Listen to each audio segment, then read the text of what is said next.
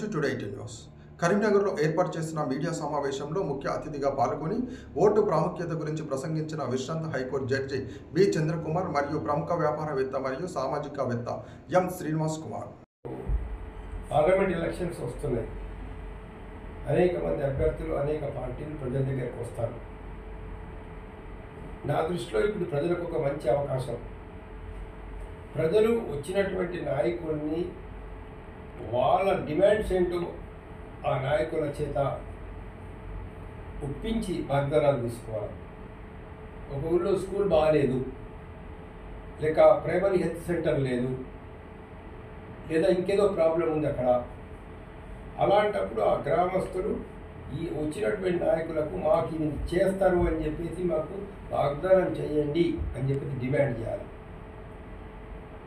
ముఖ్యంగా రైతాంగానికి పంటలకు ఇవాళ మినిమం సపోర్టింగ్ ప్రైస్ లేదు.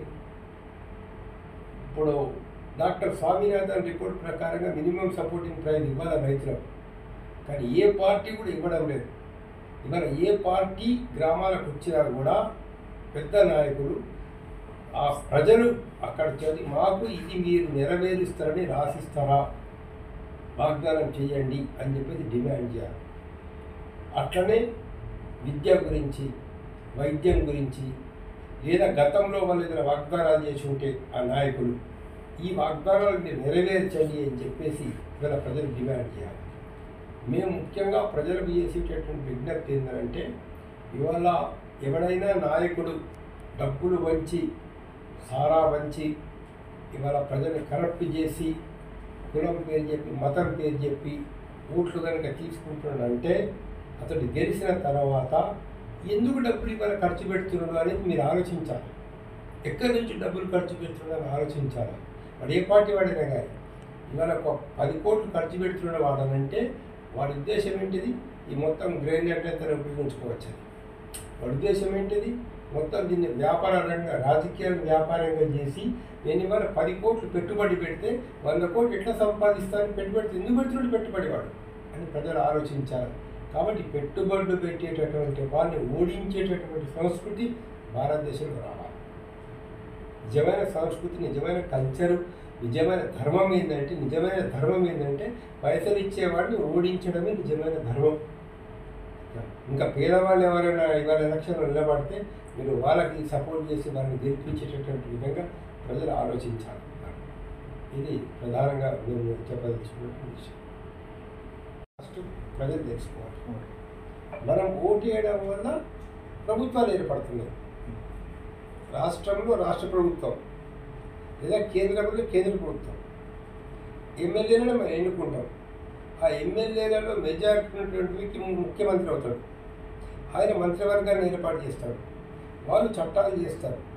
వాళ్ళదే పరిపాలన మొత్తం సాగుతుంది. దానికి మెజారిటీ అసెంబ్లీలో ఉంటుంది కాబట్టి వాళ్ళు చెప్పింది అసెంబ్లీ చట్టాన్ని చేస్తారు. అంటే మన భవిష్యత్తు ఎట్లా ఉండాలా అనేటటువంటిది మన ఎన్నికైన ప్రజాప్రతినిధులు నిర్ణయం చేస్తారు.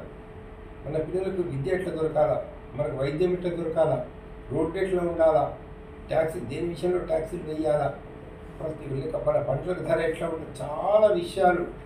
రాత్రి ఒక బ్రాండ్ షాప్ ఉందనుకో, ఫర్ ఎగ్జాంపుల్ బ్రాండ్ షాప్ రాత్రి ఎప్పుడు బంద్ కావాలా, ఎప్పుడు ఓపెన్ కావాలా, గాంజా సప్లైని అరికట్టాలా అరికట్టద్దా, కల్తీని అరికట్టద్దా, ప్రతిది మన జీవితానికి సంబంధించిన ప్రతి విషయాన్ని తీసుకెళ్ళి మనం వీళ్ళ చేతులకు పెడుతున్నాం. వాళ్ళు డిసైడ్ చేసేవాళ్ళు అవుతారు. మన తలరాతంతా, మన పిల్లల తలరాతంతా కూడా నిర్ణయం చేసేది. అంత ప్రాముఖ్యత ఉంటుంది ఆ ఓటుకు.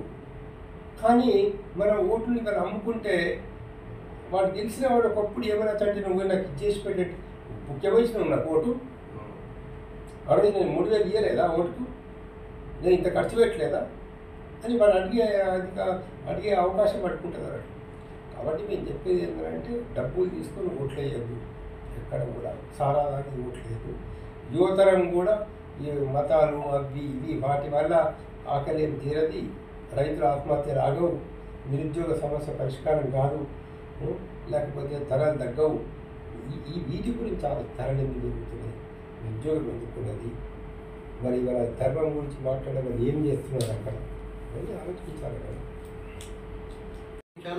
అవి కల్పించుకోకుండా పెట్టుబడి రాజకీయం అయిపోయింది. ఇప్పుడు ఒక రాజకీయ వ్యవస్థలో ఒక వ్యక్తి 10 కోట్లు 15 కోట్ల రూపాయలు ఖర్చు పెట్టుకొని ప్రజాస్వామ్య వ్యవస్థలో పోటీదారుగా నిలబడితే అది పెట్టుబడి ప్రజాస్వామ్యం అవుతుంది. ఆ పెట్టుబడిని తీసుకుంటూ ఒక వ్యాపార ప్రజాస్వామ్యంగా అయిపోయి ఆ పెట్టుబడికి ఎన్నింతలు ఎక్కువ సంపాదించుకోవాలి తన నిర్ణీత కాలం లోపల అని అతను ఆలోచిస్తాడు. కానీ ప్రజలకు ఎలాంటి సౌకర్యాలు కల్పించాలి, కనీసమైనటువంటి రోడ్లు, మరుగుదొడ్లు, పాఠశాలలు, వైద్యశాలలు, మరి తదితర కనీస సౌకర్యాలు ఉంటాయి. ఆ సౌకర్యాలు కల్పించకుండా అతను ఏం చేస్తాడు, పెట్టుబడిదారుగా వచ్చిన వ్యక్తి కానీ అతని పెట్టుబడి గురించి ఆలోచిస్తాడు కానీ ప్రజా సమస్యల నుంచి ఆయన పరిగణలోకి తీసుకోడు. రెండవది, సమాజంలో ఒక అవినీతి అన్నది పెచ్చుమీరిపోయింది. అవినీతి అన్నది వేళ్ళూను కోల్పోవడం వల్ల ఏమవుతుందంటే ప్రతివాడు ఏదో మన సామాజిక న్యాయం అన్నది జరగట్లేదు. సమాజంలో ఇది ప్రజాస్వామ్య దేశం. ప్రజాస్వామ్య దేశంలో పాలకులు ప్రజలే, ప్రభుత్వం కూడా ప్రజలే. కాకపోతే ఈ ప్రజలకు ఉన్నటువంటి కనీస సౌకర్యాలు ఈరోజు లేవు. నేను భవిష్యత్తులో నేను చేస్తానని వాగ్దానాలు చేస్తున్నారు అంటే ఈ ప్రజాస్వామ్య దేశము 76 సంవత్సరాలు పైచిలుకోయింది. అయినా కూడా కనీస సదుపాయాలు లేవంటే దానికి బాధ్యులు ఎవరు? ఈ ప్రభుత్వాలు, గత ప్రభుత్వాలు. అంటే ఆ గత ప్రభుత్వ విధానాలు ఎలా ఉన్నాయి, ఆ పాలనలో ఆ ప్రభుత్వ విధానాలు, ప్రభుత్వ చట్టాలు ఎవరు నిర్మాణం చేసిండ్రు? ఎన్నుకోబడినటువంటి ప్రజాప్రతినిధులు నిర్మాణం చేసిండ్రు. ఆ నిర్మాణం చేసి